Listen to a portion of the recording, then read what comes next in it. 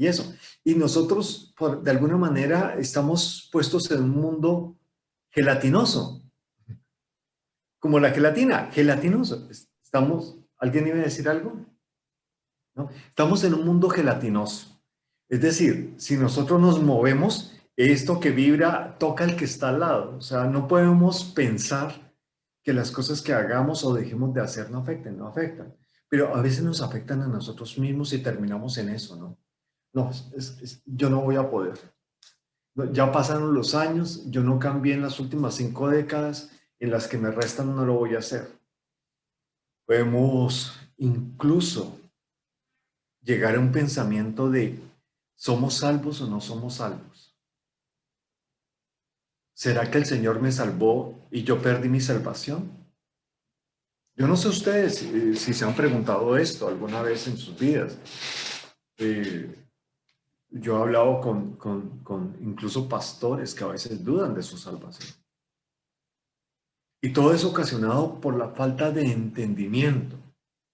Alguien decía, muy mal utilizado, que nosotros no tenemos que esperar para vivir el infierno en la eternidad, como nos enseñaron, y de pronto un poco mal, sino que nuestra vida en sí misma es un infierno. Y en el fondo, la expresión tiene mucho sentido, y tiene sentido en esta área.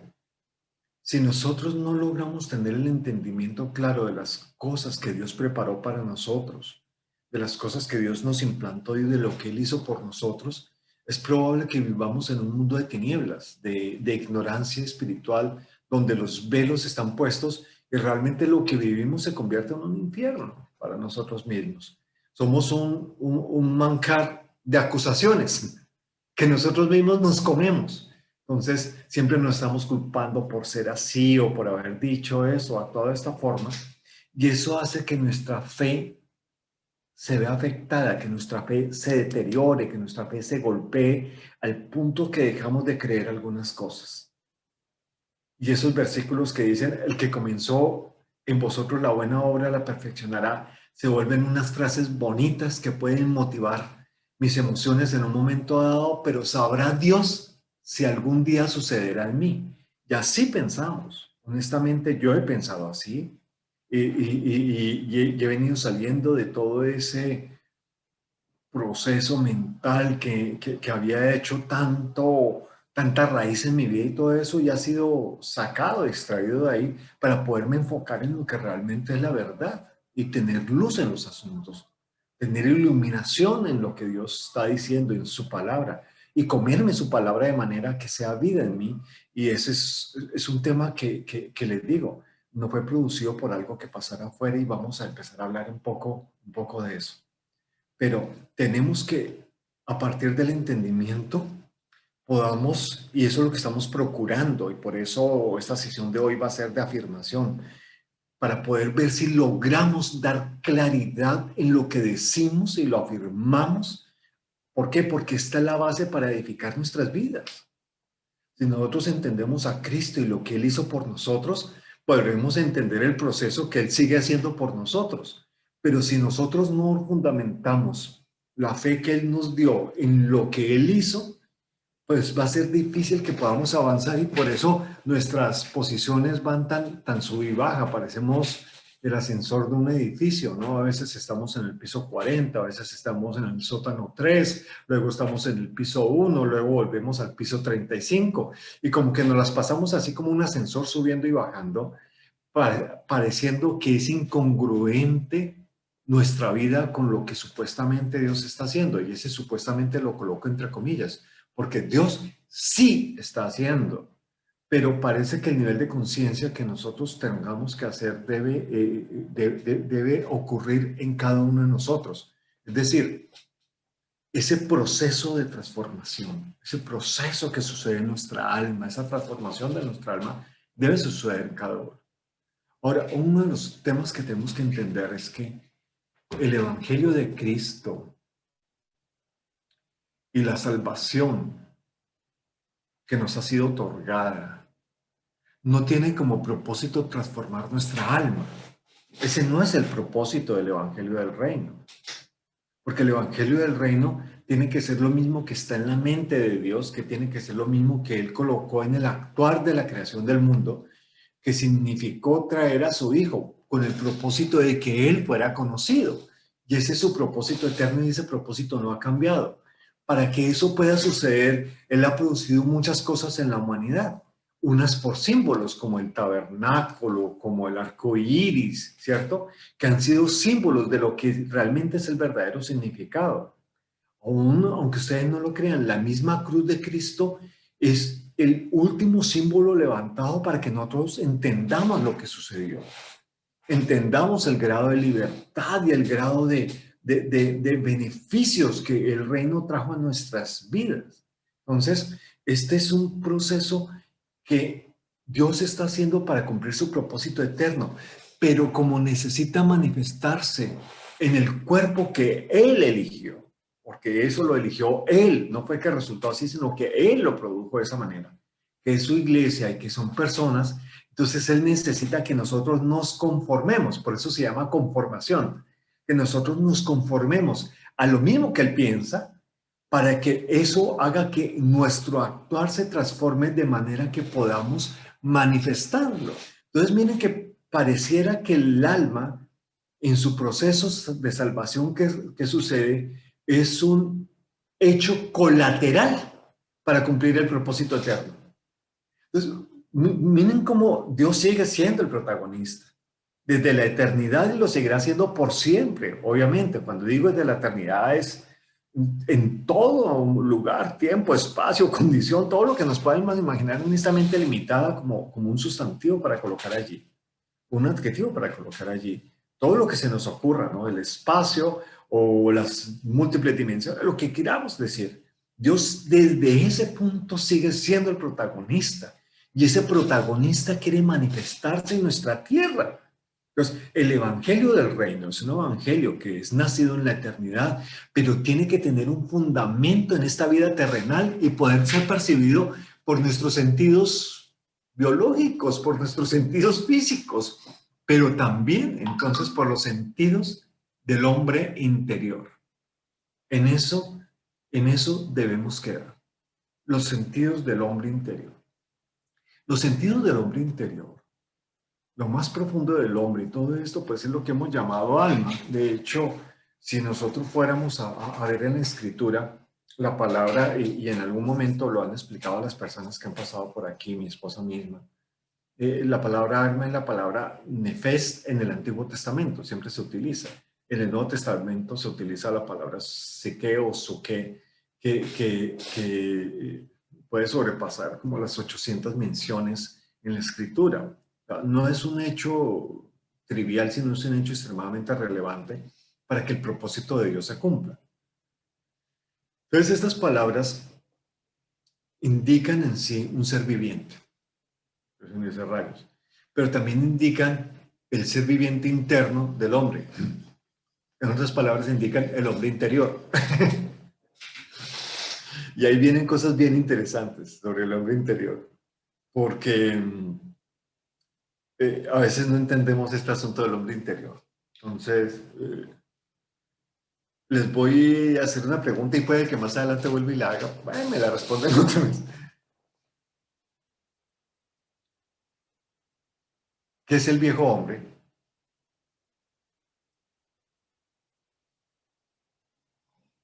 Mientras que ustedes me responden, yo doy un sorbo de café.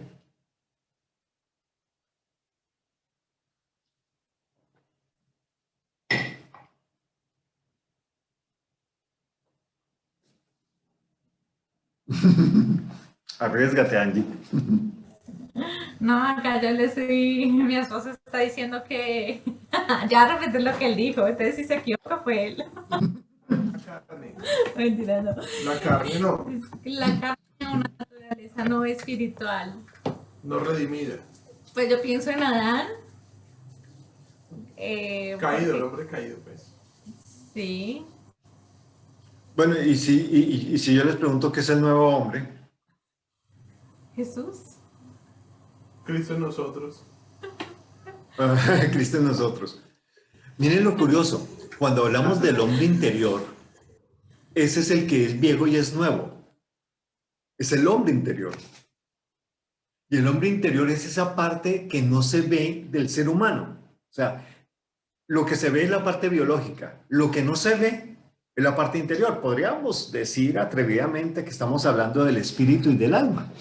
Y ese es el hombre interior. Entonces, cuando decimos que el hombre viejo debe morir, no maten al papá, ¿no? Por favor. El hombre viejo es ese ser interior que está fundamentado en la simiente de Adán. Ese es el hombre viejo.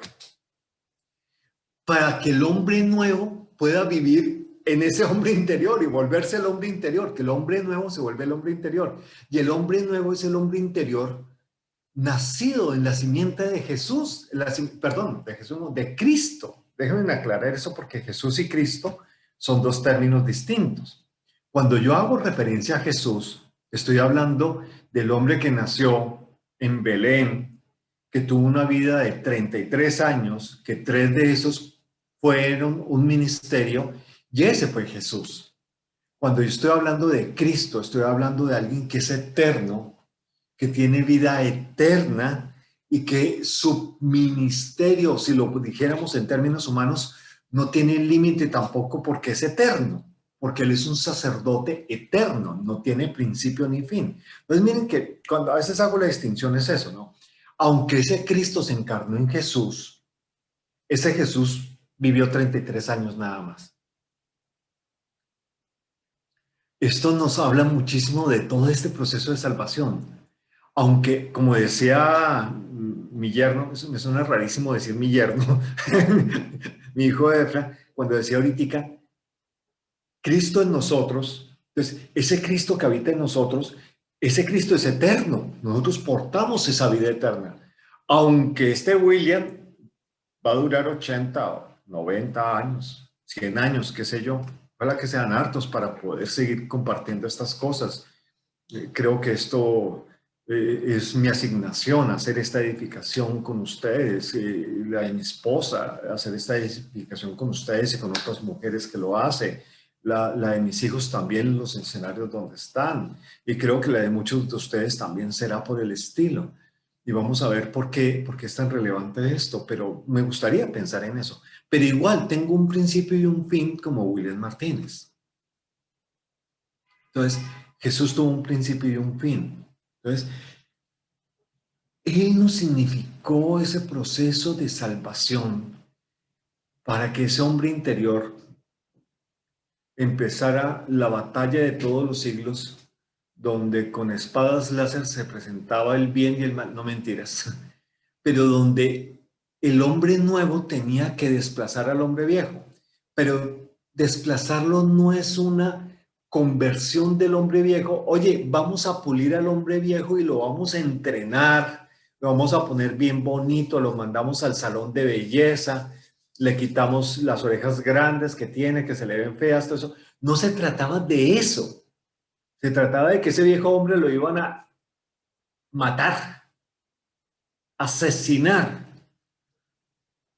para que el hombre nuevo tomara su lugar. Pero ¿qué sucede? Que este hombre viejo tuvo la oportunidad de ver una franquicia de películas que se llama Duro de Matar.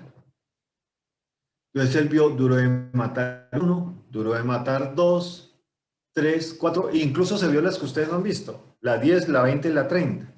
Y realmente se volvió duro de matar.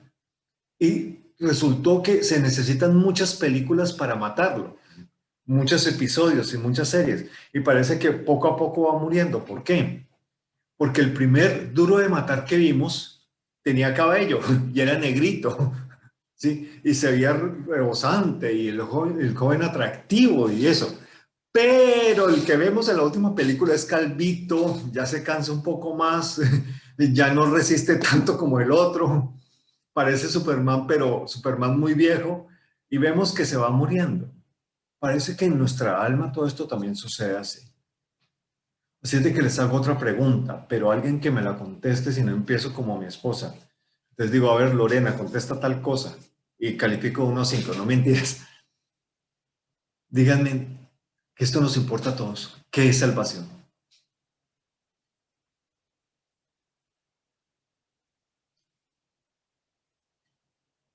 Existimos como iglesia para hablar de esto.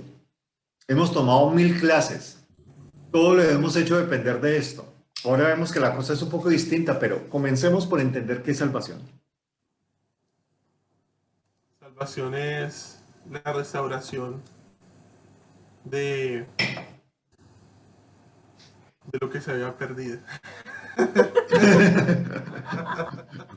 Chiste interno, chiste interno. Pero Bueno, sí, salvación es eso, o sea, el hombre tener la capacidad, o sea, de reflejar a Dios en todo su aspecto, y el pecado lo que hizo fue cortar, o sea, deshacer esa naturaleza. La salvación es eh, el regalo de Dios para él poderse dar a conocer de una manera más directa al hombre. Antes muy no se bien, tenía hijo. pecado. Muy bien. No me voy a colocar la cachucha para contestar, pero Que tengo el pelo todo güey. no te preocupes. ¿Alguien más quiere aunar a lo que dijo Efraín? ¿Alguien más quiere decir algo?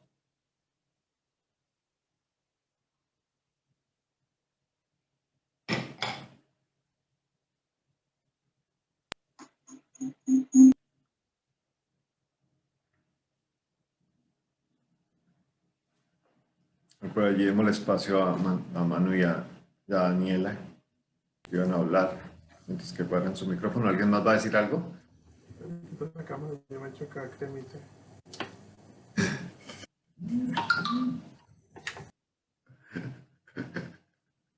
Es el problema de los micrófonos, abren y cierren. No, pero está viendo lo que está diciendo David y sí, es como que hay, cuando hablamos de salvación tenemos que decir qué es lo que se salva. Entonces tal vez ese es el punto de mayor conflicto que tenemos. Entonces David está diciendo que es la salvación de la condición de muerte que trae consigo el viejo hombre. Y yo pues iba como por esa misma línea. Es como lo que conocemos a grandes rasgos, ¿no? Que el hombre estaba en un estado de muerte, por lo tanto no tenía vida y como no tenía vida no podía producir el fruto de vida. Y pues la vida es Dios mismo, es Cristo mismo formándose en él, pero entonces para que se forme algo tiene que venir a vida y algo tiene que estar como en el lugar correcto. Pero creo que eso tú lo puedes explicar a profundidad, a fondo y con mayor claridad. Pero sí es cambiar de un estado de muerte a un estado de vida para que la vida se pueda dar a conocer. Y la vida es Cristo. Así es. Mira, eso que han dicho entre todos es muy interesante. El hombre, creado en su estado de inocencia original, tenía acceso a la vida eterna. La vida eterna no es un concepto que va a suceder algún día. La vida eterna es una vida plena, tenía la vida completa, la vida total, que solamente se da en Dios. Por eso se habla del Zoé, por eso se habla de la vida de Cristo. Él tenía acceso. ¿Cómo, amor? ¿Cómo, amor? Todos tenemos la vida Zoe, bueno, al menos los que estamos aquí en el grupo. ¿Por qué? ¿Por qué no se está viviendo esa vida plena? ¿Por qué pensamos que esa vida eterna es como una ilusión? Cuando muera, voy a vivir la vida eterna. Muy buena la pregunta, pero nos lleva como un segundo paso de reflexión. Entonces, miremos en este tema de la salvación y miramos, porque en sí el interrogante que hizo mi esposa, ese es. ¿Por qué no estamos viviendo la vida plena? Eso es. Pero miren esto, David decía que el hombre tiene una condición de muerte, pero tenemos que entender la muerte que fue. El hombre perdió el acceso a esa vida completa, a esa vida eterna. No la existencia biológica, porque Dios no iba a hacer algo a lo cual él decía, eso se tiene que reproducir, porque Dios no dice mentiras, lo que él dice se hace, lo que él piensa se hace.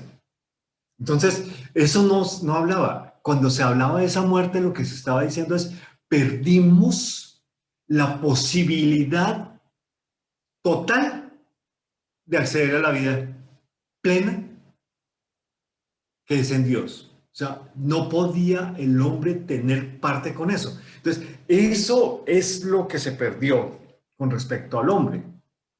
Y eso hizo que todo lo que estaba bajo el gobierno del hombre tuviera una influencia. Y todo lo que está bajo el gobierno del hombre cayó. De ahí, que siempre lo he dicho, fueron las generaciones de Adán. Entonces, ya David inteligentemente desvió la pregunta de qué es salvación, qué es lo que se salva. Muy interesante, muy inteligente, pero tenemos que centrarnos en qué es la salvación. Efraín decía que es la restauración. En el fondo sí es restauración, más allá también es reconciliación. ¿Por qué? Porque si nos damos cuenta, en el único punto donde los cielos y la tierra se juntaron en una sola realidad es en Cristo. En el único punto donde el Dios eterno tomó parte en el mismo vehículo, en plenitud, con el hombre diseñado por Dios, fue en Jesús. Y lo logró Cristo al encarnarse en el hombre. Ahí había una plenitud de diseño de lo eterno y de la creación del hombre en un solo punto. Todo el contenido eterno estaba allí, pero bajo la limitación de un hombre. Por eso es que Cristo se hace a sí mismo la cabeza y se hace de un cuerpo, donde toda esa plenitud de Cristo ahora está por partes distribuida en el cuerpo, en plenitud, porque cada partícula de Cristo es plenitud, en plenitud, pero distribuido entre varios. Y ahora nosotros tenemos la posibilidad de que esa unión entre lo espiritual y lo terrenal suceda en nuestras vidas. Pero para que eso suceda, tuvo que haber alguien que encendiera un interruptor. Ese encendido del interruptor, por decirlo así, es la salvación. Y solamente la podía lograr el que tuviera vida, porque nos iba a salvar de la muerte. Entonces, cualquier portador de muerte no podía salvarnos, solamente el portador de vida. Y como la vida es el mismo, porque él mismo dijo, yo soy la vida, y ese yo soy fue, yo soy permanentemente la vida. Entonces, él es el que vino a salvarnos de eso. Por eso decimos salvarnos de la muerte. Entonces, eso nos hizo pensar en nuestra mente humana, y no es un tema que vaya a ampliar mucho, pero quiero que lo entiendan. En nuestra mente humana, cuando nos dijo nos salvó de la muerte, entonces siempre pensamos, vamos a vivir 1000 años. Fue lo que se nos ocurrió, porque nuestro concepto de muerte es que se nos acaba esto. ¿Por qué? Porque el entendimiento del conocimiento y del bien y del mal no nos dio, sino para ver nuestro cuerpo humano. Entonces, cuando decimos carne, cuando decimos miembros y cuando decimos todo eso, siempre nos referimos a lo bien o mal que esté el cuerpo. Y eso es un hecho cultural, que esté bien o que esté mal. Pero la verdad es que lo que él quería expresar con esto es una plenitud que ustedes no han conocido porque no tenían dónde ser depositada. Y ahora yo abro un mecanismo de gestación donde mi vida es puesta en ustedes. Entonces, cuando pasa eso, decimos, bueno, Primera de Tesalonicenses dice que seremos perfeccionados en espíritu, alma y cuerpo, pues quiere decir que somos tres partes. De ninguna manera. Nosotros no somos tres partes. Nosotros somos uno solo. O sea, este cuerpecito y esta alma y el espíritu que me fue dado, también somos uno solo. Se me va el cuerpo y nadie ha ido y vuelto, como les decía la vez pasada. Solo Cristo. Pero lo que les quiero expresar es, somos una unidad, somos un ser, y seguimos siendo un ser viviente, que participamos en expresiones de vida. Las expresiones de vida tienen que ver con nuestro espíritu, con nuestra alma y con nuestro cuerpo. Por eso al comienzo de todo este tema introducíamos los tipos de vida. Entonces ven que todo esto ya va tomando más formita. Entonces esas vidas se expresan en mí, pero yo soy uno solo. Ahora, cuando la salvación, que lleva vida en sí misma, que lleva restauración en sí misma, que lleva una nueva genética, porque es un gen diferente. Eso es como si fueran, si hubiera una forma de hacer un trasplante de ADN, que algunos dicen que ya se puede hacer. Mi ADN es lo que hay que matar porque es el viejo hombre que está en mi interior. Y no quiere decir que esa posición quede desocupada, no. Hay que ocuparla con el nuevo hombre, que es la nueva genética, el nuevo ADN que es de la vida de Cristo en nosotros. Y al ocuparlo, por eso es que alguien decía, oye, si yo libero a este de un demonio y la casa la dejamos vacía y limpia, pues vendrá este con otros 7 amigos y la volverá a ocupar.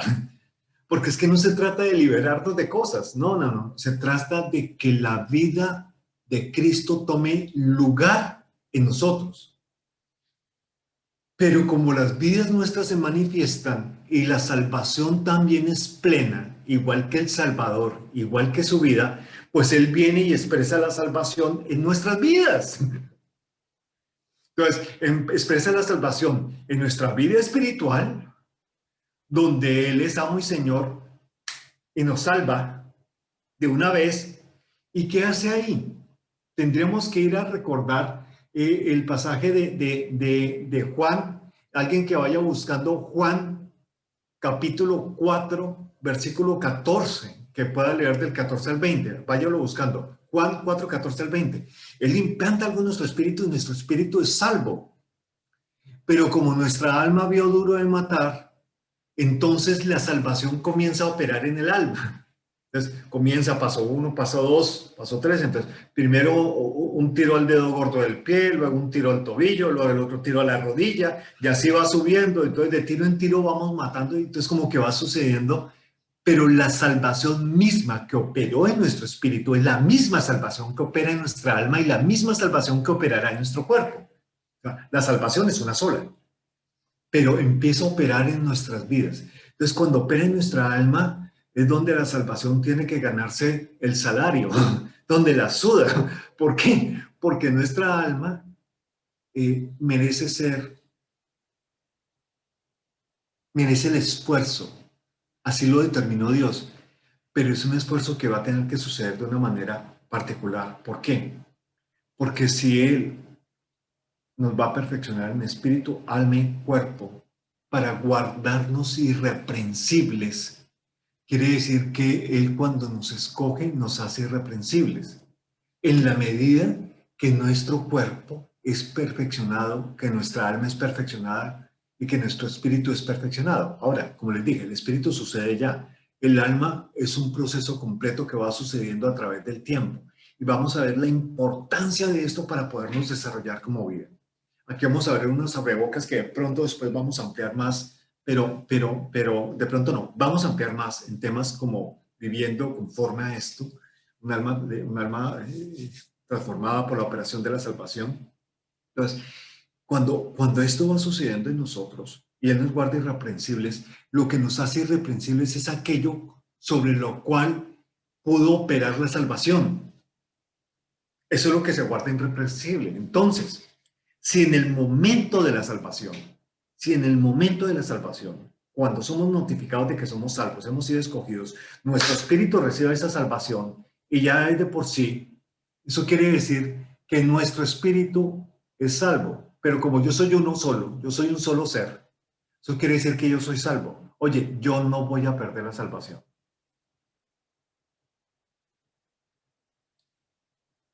Yo no voy a perder la salvación. Porque ya Cristo lo dijo, ya Cristo lo hizo, y esa parte tan importante de mí sucedió. Ahora, ¿qué pasa? Lo que sí hay es, y después, y vamos aclarando este tema, si alcanzamos hoy, y si no dejamos para la próxima otro poquito. Lo que sí hay es que preservar el alma. Y para preservar el alma hay un proceso de salvación. Hay Una pregunta por allí, Neyin. Es como una herencia, ¿no, papá? O sea, la herencia es tuya desde que, por eso se habla de esa comparación. Que la herencia es tuya desde que eres infante, ¿cierto? Pero se efectúa en un punto de madurez. O sea, Sí. la no se pierde, la herencia no se pierde, sino que será tuya plenamente cuando seas maduro. Mira, les voy a contar una historia real de la vida que sucedió hace unos 4 o 5 años y de la cual yo estoy muy cercano y soy amigo de la persona. Un hombre, voy a hacerlo lo más anónimo posible, murió un hombre y un joven se dio por enterado que formaba parte de una compañía grande. Y aunque conocía a ese hombre viejo que murió, nunca supo que era su padre.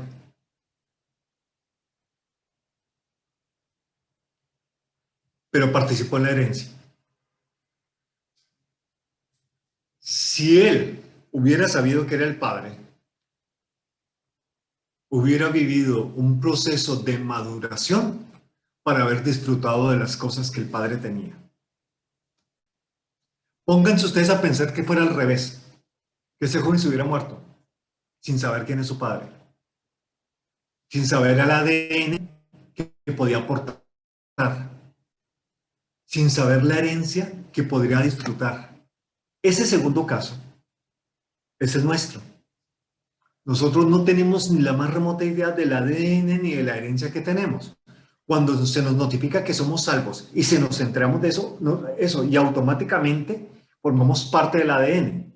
Si nos hubiéramos enterado, lo primero que le decimos, ay, tú me vas a reconocer. Entonces el Padre contestaría, el Padre Dios contestaría, yo te reconocí desde antes que tú nacieras.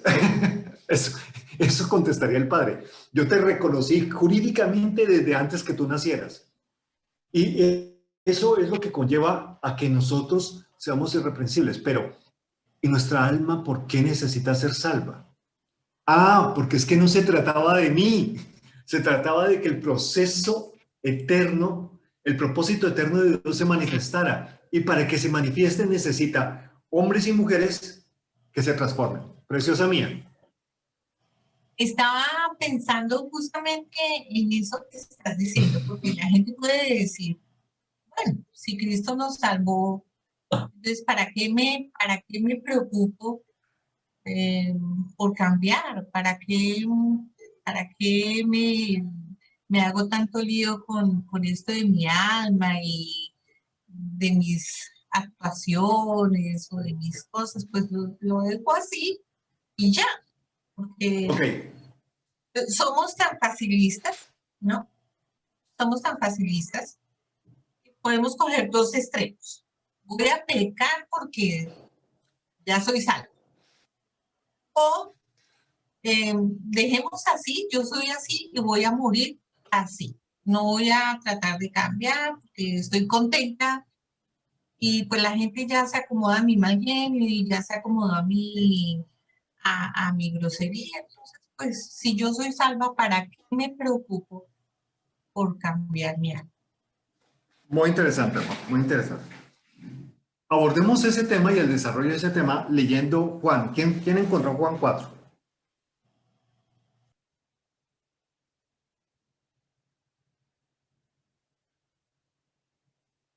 Alguien que no sea ni Daniela, ni Angie, ni Efraín, porque han hablado mucho. Ahí está bien. Lorena, Ana, Grace, Manu, Julie, Efraín. ¿Alguno que por favor lea eso? Yo te pregunto, ¿cuál es San Juan 4 qué? 14 al 20. Bueno, va, yo lo leo entonces. Espere, yo lo encuentro. Yo tengo Lo tengo.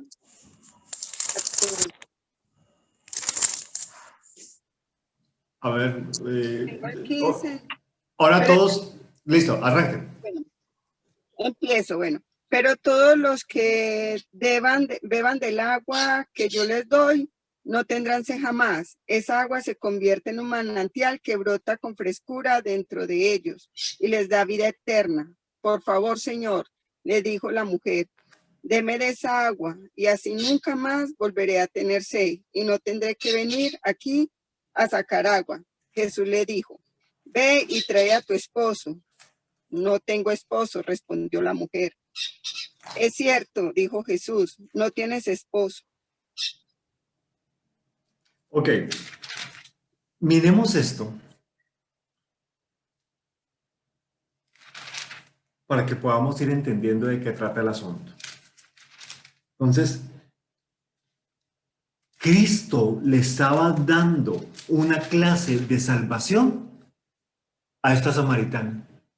Le estaba explicando el misterio de la asignación de la iglesia a esta samaritana. Entonces, cuando él dice, como está expresado allí,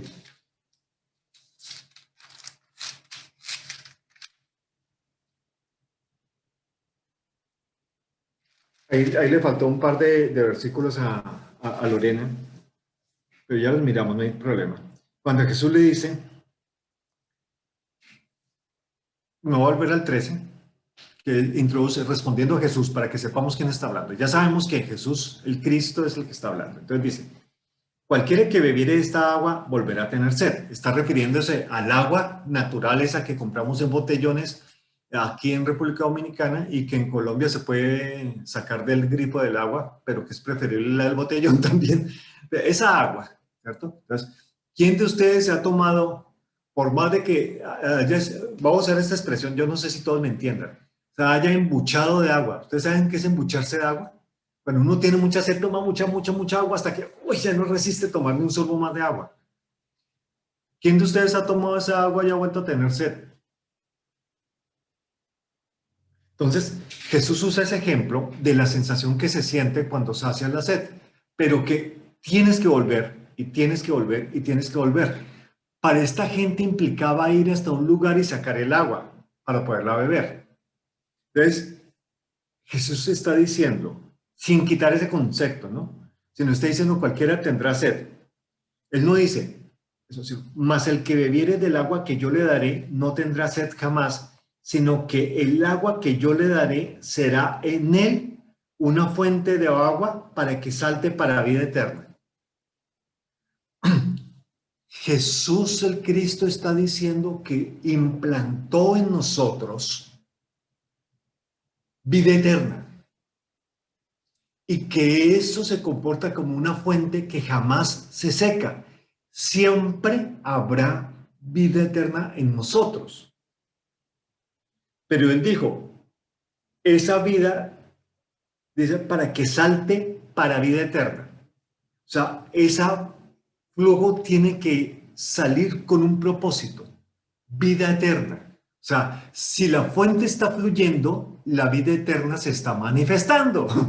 Si la vida eterna se está manifestando, nosotros estamos dando el testimonio que esa vida eterna manifiesta, no el testimonio de William Martínez, sino el testimonio de Cristo en mi vida. Si ven que hasta el testimonio está fallido en nuestra mente, da un testimonio. Es que yo era malo y perverso, pero ahora soy un santo y edifico a mucha gente.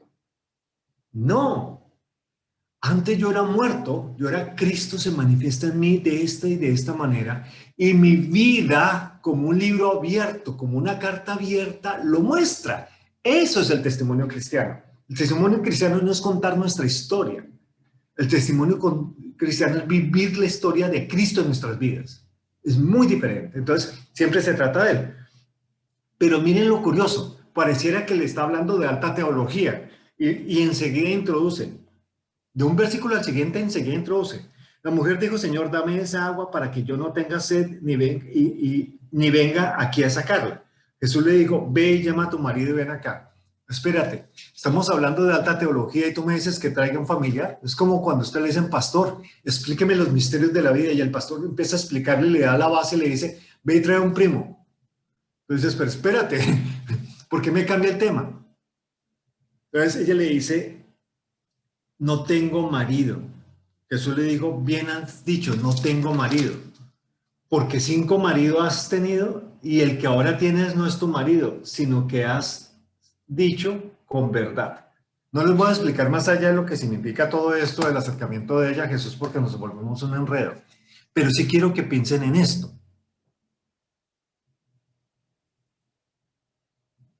Jesucristo le está hablando de vida eterna.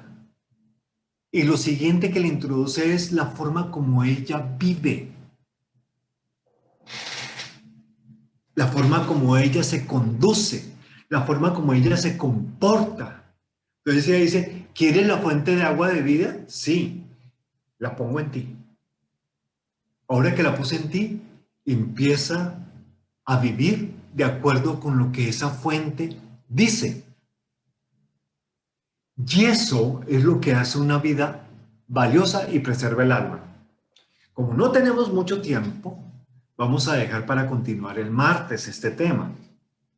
Y dentro de 8 días vamos a arrancar a hablar de la voluntad, porque quiero cerrar bien este tema, porque es muy importante entender de qué se trata esta salvación, para que entendamos por qué esos materiales como el oro y la plata, y por qué los materiales como la hojarasca, y entender todo este contexto. Pero si ves, Jesús les está diciendo a esta mujer, oye, la vida eterna no es para que tú vayas los domingos y te congregues con otros y otras que creen igual que tú. La vida eterna es para que tú vayas y la vivas en tu vida, en el diario, en la toma de decisiones, porque ella 5 veces había tomado decisiones con respecto a una relación y aún vivía con uno, que es el sexto, que no era su marido. Y andaba por ahí en la calle pajareando, buscándose a otro. Él, con lo que le dijo, esta mujer la golpeó tanto que su vida se transformó al punto que con ella se transformaron 10 ciudades. Porque ella les contó con su vida, porque si ella va y les cuenta sin un cambio en su vida, ellos que habían pensado, esta loquita, mire lo que dice y mire cómo vive. Así como nos dicen a muchos de nosotros, mire lo que predica y mire lo que hace. No, ella tuvo que tener, eso no fue que ella salió y le dijo y a los 10 minutos regresaron los otros. No, para alcanzar 10 ciudades tuvo que haber pasado un periodo de tiempo. Ella lo primero que tuvo que haber dicho cuando llegó a casa es, oye, caballerito, empaque su ropa y váyase de aquí porque usted no es mi marido y yo con usted no quiero tener nada ni con ningún otro que no sea mi marido. Fue lo primero que tuvo que pasar. Lo segundo que tuvo que pasar es que ella les contó su experiencia de vida. Lo tercero que tuvo que pasar es que ellos se convencieron por lo que ella manifestaba porque lo respaldaba con algo. Y ellos empezaron a creer por lo que ellos mismos empezaron a ver. Y cuando ellos empezaron a creer por lo que ellos mismos empezaron a ver de Cristo y a conocer de Cristo, eso hizo que las 10 ciudades cambiaran. Pero mira que fue la vida transformada. No fue la vida eclesial, no fue la vida religiosa, no fue la vida de levantar las manos, de la canción. No fue la vida que nos pone en este conflicto y con esto cierro. Primero que todo le dicen, hermano, cierra los ojos, bajen las luces, coloquen luz roja porque estamos hablando de la salvación, coloquen luz azul porque estamos hablando del Espíritu Santo, coloquen luz blanca porque estamos hablando de la santidad. Por favor, coloquen las esferitas porque vamos a danzar. Por favor, que la gente toda se involucre, que la gente se sienta en fiesta, que la gente se sienta así, que la gente se sienta así. Entonces los llevamos a ese escenario. Cierra los ojos, no importa si llores, y colocamos la voz cambia. Empezamos a ministrar en el Señor. Y 1000 cosas. Miren, no lo digo como burla, lo digo como lo que estamos haciendo en la edificación. Y cuando termine ese tiempo de música lenta o rápida, como se haya llegado a dar, le decimos, amado hermano, tú tienes que dejar de ser almático. Tú tienes que matar tu alma.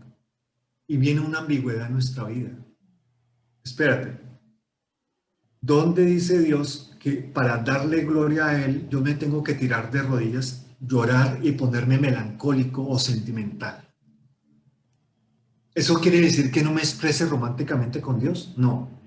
Pero Dios lo que quiere es que le manifestemos.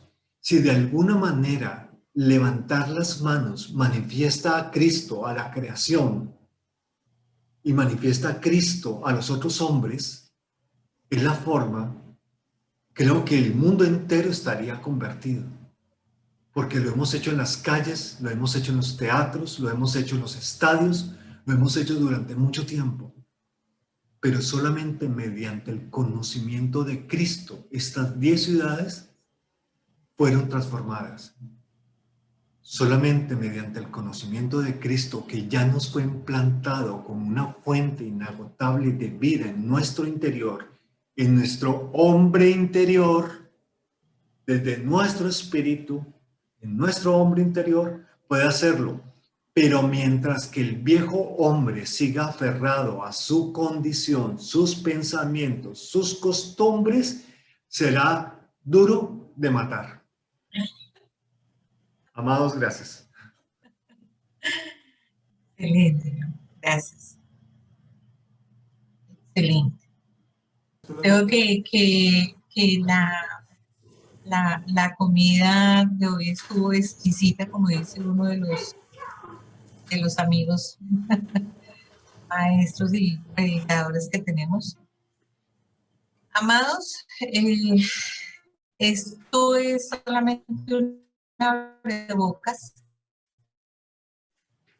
para todo lo que viene. Creo que es importante decirles a ustedes, el grupo no es un grupo de 100 personas o 50 personas, es un grupo pequeño, por lo que les pido que aprovechen estas clases. No